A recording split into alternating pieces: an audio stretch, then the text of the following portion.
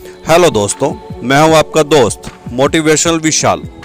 आइए आज की कहानी शुरू करते हैं। राम प्रसाद ने मोहल्ले में मकान किराए पर क्या लिया, मोहल्ले में जैसे बहार आ गई। अभी 3 दिन पहले ही राम प्रसाद ने मकान किराए पर लिया था।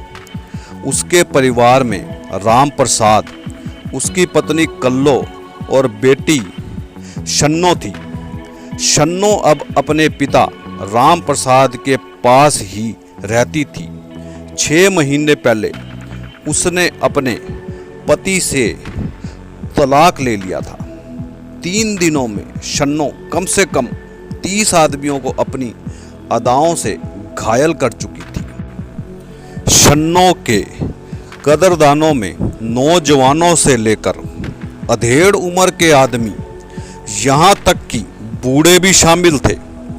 सुबह सुबह शन्नो नहा धोकर बाल सुखाने बाहर दरवाजे पे खड़ी हो जाती। क्या सिर को झटक झटक कर बाल सुखाती थी। बूढ़ा हो या जवान, इशारे तो ऐसे गुप्त तरीके से करती थी कि साथ जाती घरवाली को भी पता ना चले और दुआ सलाम भी हो जाए। सभी उसकी इस अदा के कायल थे। इशारा इस तरीके से करती थी कि दूसरे को भनक तक ना लगे।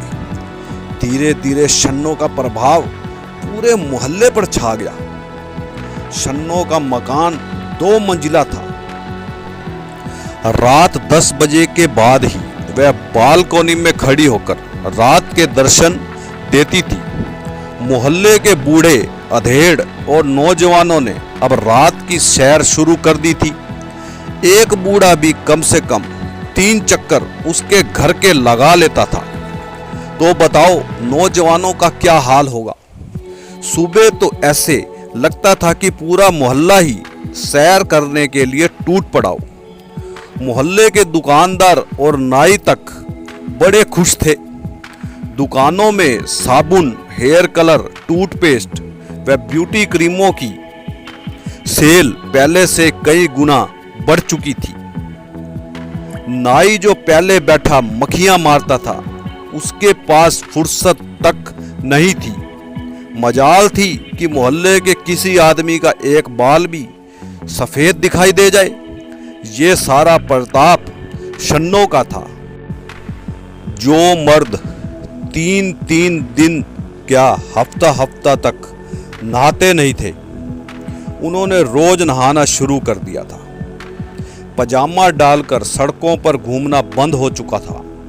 अधेड़ और बूढ़े सफारी सूट में और नौजवान जीन्स और टी-शर्ट में रात की सैर करते थे।